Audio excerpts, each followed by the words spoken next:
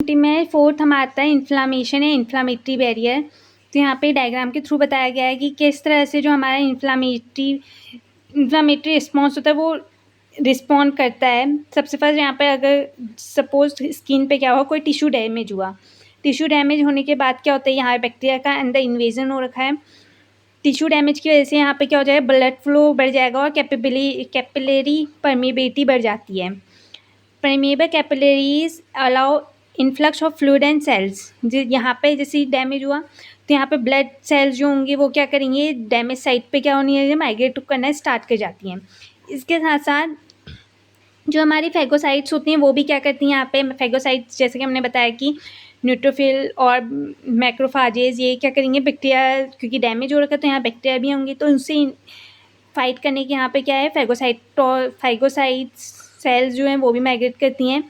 Phagocytes और यहाँ पे क्या होंगे, यहाँ बैक्टीरिया के बीच में जब फाइट होगी तो यहाँ पे अल्टीमेटली एक रिस्पॉन्स से क्या होगी, हमें एक इन्फ्लामेटरी रिस्पॉन्स देखने मिलेगा, स्वेलिंग, यहाँ पे रेडनेस हमें देखने मिलेगी। बाकी डिटेल में हम यहाँ पे जानते हैं कि एक्चुअल में आखिर होता क्या है, प्रोसेस कैसी होती है डिटेल में। तो क्या है ये, it is a painful redness और स्वेलिंग और part of body that result from infection, injury और इलनेस। इन्फ्लामेशन क्या है बेसिकली, जो हमारा इन्फेक्टेड वाला पोर्शन है वहाँ पे क्या होना है, रेडनेस, स्वेलिंग, इन सब का होना। टिश्यू डैमेज की वजह से क्या होता है, या tissue damage by a wound और by invading pathogen microorganism. जब भी टिश्यू डैमेज होता है तो हमारे बॉडी का एक जो कॉम्प्लेक्स सीक्वेंस है, जो इन्फ्लामेटरी रिस्पॉन्स वाला जो सीक्वेंस मैकेनिज्म है वो ट्रिगर आउट हो जाता है और वहाँ पे वो जैसे हमने डायग्राम में समझा वो क्या करेगा, यहाँ पे टिश्यू डैमेज वाली साइड पे जाएगा और क्या इन्फ्लामेटरी रिस्पॉन्स ये देता है वहाँ पे। जो एक रोमन फिजिशियन से सेल्सस, उन्होंने क्या बताया कि उन्होंने 4 साइंस बताए, ये जो इन्फ्लामेटरी रिस्पॉन्स है उसके 4 साइंस बताए, रूबर, ट्यूमर, कोलर, डोलर। ठीक, रूम में यानी कि वहाँ पे क्या होगी, रेडनेस होगी, स्वेलिंग होगी वहाँ, और वहाँ पे हीट जनरेट होगा और साथ साथ क्या होगा, पेन हमें फील होगा।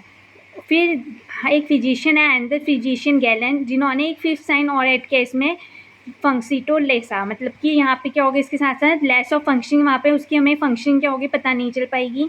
ये चीज़ भी क्या होती है, हमें क्या है इन्फ्लामेशन के दौरान देखने मिलती है। Cardinal sign, inflammatory response, 3 major, यहाँ पे बेसिकली 3 मेजर इवेंट्स में हमने क्या किया है, अपनी इन्फ्लामेटरी रिस्पॉन्स को डिवाइड किए हैं। सबसे पहला जो है वैसोडाइलेशन, यानी कि वहाँ पे क्या होगा, रेडनेस छा जाएगी, क्योंकि जैसे टिश्यू डैमेज हो रहा है तो ब्लड से वेसल्स क्या हो जा रही हैं, ब्लड वेसल से ब्लड उस साइड को माइग्रेट कर रहा है, जिस वजह से रेडनेस हमें देखने मिली है। इसके साथ ही वहाँ पे क्या हो जाएगी, स्वेलिंग हमें देखने मिलेगी, सूजन से वो क्या होगा, पोर्शन क्या है एक, क्योंकि वहाँ पे फाइटिंग होगी, सबसे पहले ब्लड वेसल से ब्लड आई, वहाँ पे उन्होंने बैक्टीरिया के साथ फाइट करी, फाइट करने के बाद क्या होगी, वहाँ पे क्या होगी, एक रिस्पॉन्स देखने मिलेगा, स्वेलिंग वाला रिस्पॉन्स हमें वहाँ पे देखने मिलता है। फिर इन्फ्लक्स ऑफ फैगोसाइट्स, यहाँ पे क्या होगा कि मल्टी स्टेप प्रोसेस है जिसमें कि हमें माइग्रेशन, एक्स्ट्रा वेकेशन और कीमोटैक्सिस क्या है ये देखने मिलता है, राइट। जैसे कि यहाँ पे लिखा है कि फैगोसाइटिक सेल जो वहाँ पे एक्यूमुलेट होती हैं, वहाँ पे वो क्या करेंगी, लाइटिक एंजाइम रिलीज करेंगे और which can damage near healthy cells. The accumulation of dead cell digest material and fluid from substance called pus. वहाँ पे जो हमारा ये फाइटिंग हो रही है, हमारी जो सेल्स हैं फैगोसाइटिक सेल और जो बैक्टीरिया सेल है, उसके रिजल्ट से हमें क्या मिलेगा, स्वेलिंग, पस और ये सब चीज़ें वहाँ पे देखने मिलती है, ठीक। इसके बाद नेक्स्ट है हमारा क्या, adaptive immunity. Adaptive immunity as we suggest, adaptive immunity क्या होती है, जो हम ऐसी इम्यूनिटी जो हम पूरी लाइफ टाइम एक्वायर करते हैं, जब भी हम क्या करेंगे, कुछ भी पैथोजन के कॉन्टेक्ट में आते हैं फिर हमारी बॉडी उसके अगेंस्ट क्या रिस्पॉन्स शो करती है, वो हमारी एडेप्टिव इम्यूनिटी कहलाती है। It does come in to play until there is antigenic challenge. जब कोई एंटीजेनिक चैलेंज आता है, मतलब कोई फॉरेन पैथोजन आता है, तब हमारी बॉडी क्या करती है, वहाँ पे रोल प्ले करती है। इसके it has capacity recognise and limit foreign organism को क्या करती है, रिकॉग्नाइज और एलिमिनेट करती है। और इसके पास, जैसे कि हमने बोला कि इसके पास क्या होती है, मेमोरी वाली पावर होती है। एडेप्टिव इम्यूनिटी में हमारे 4 टाइप के डिस्प्ले 4 टाइप की कैरेक्टरिस्टिक्स शुरू करता है। एंटीजेनिक स्पेसिफिसिटी, एडेप्टिव इम्यूनिटी जहाँ पे हम बात करते हैं वहाँ पे क्या क्या चीज़ें आती हैं, antigenic specificity, diversity, immunological memory और self and non self recognisation. तो एडेप्टिव इम्यूनिटी में हमारे 4 तरह के कैरेक्टरिस्टिक, पहला जो एंटीजेनिक स्पेसिफिसिटी की बात करें तो जो हमारी एडेप्टिव इम्यूनिटी होती है वो एंटीजेनिक स्पेसिफिक होती है। एक पर्टिकुलर एंटीजन के अगेंस्ट हमारी पर्टिकुलर एंटीबॉडीज़ फॉर्म होती हैं और उसके साथ फाइट करती हैं।